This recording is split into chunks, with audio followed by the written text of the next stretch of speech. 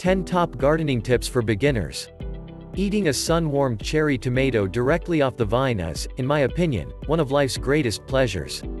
It's difficult to go wrong with such a pleasant experience, especially when you're the genius behind its growth and splendor, thanks to the instantaneous nibble satisfaction, sharp exterior, and subtly rich flavors.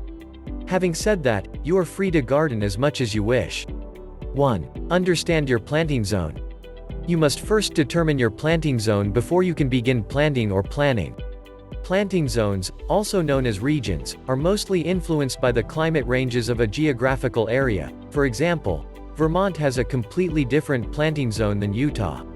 Finally, planting zones are designed to assist plants in thriving and surviving. 2. Container versus raised bed. Which is better for success? Determine what type of gardening strategy is best suited for your home or lifestyle once you've determined your planting region. Those who live in a city flat, for example, can apply for a community garden plot or try container gardening, or, for those who own or rent a home, raised bed gardening is a terrific alternative for novices and experienced gardeners both. 3. Invest in healthy soil. Take it from someone who has learned the hard way that healthy, fertile soil is critical to a successful garden. So, if you plan to plant straight into existing soil, you must have your soil tested before you start digging. Soil can include a wide range of harmful bacteria and poisons that you don't want in your fruits and veggies. Contact a local university's agricultural program or do a DIY test with an at-home kit to have your soil evaluated.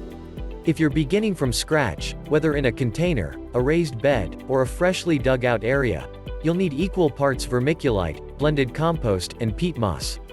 4. Purchase items that you enjoy.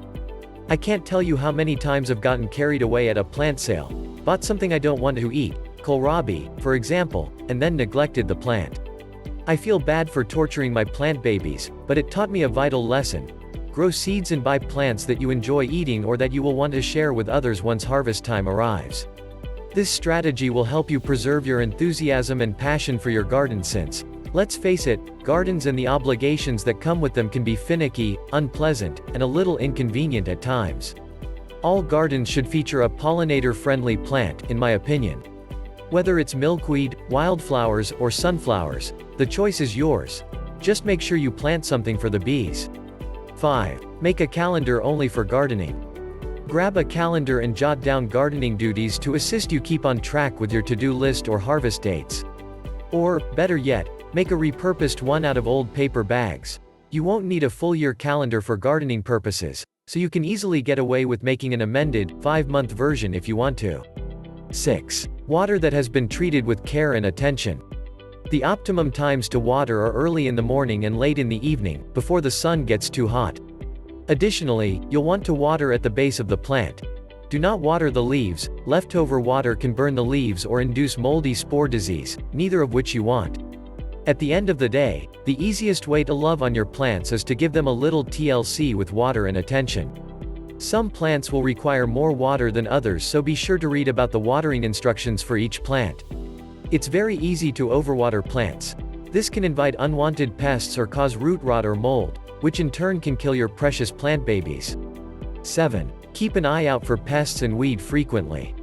I typically think of weeds as misplaced plants, however they can be hazardous to your garden and hamper the growth or success of your plants.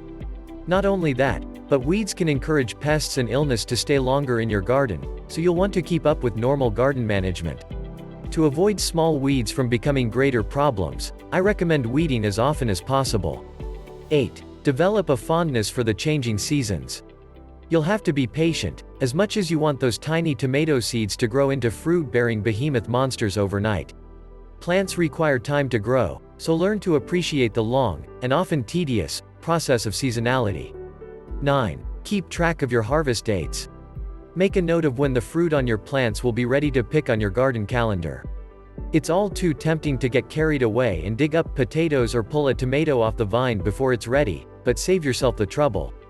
The Old Farmer's Almanac is a useful resource that has a lot of information that can assist you in determining what a plant's harvest date is. 10. Take it easy and share the results of your efforts as you go. Enjoy and share the moments as they arrive, whether you're throwing a harvest dinner party or munching on sun-warmed cherry tomatoes straight off the vine. Please leave us a little comment love and let us know if you end up using any of our garden advice, or if you have any of your own. Please subscribe my YouTube channel and press the bell icon.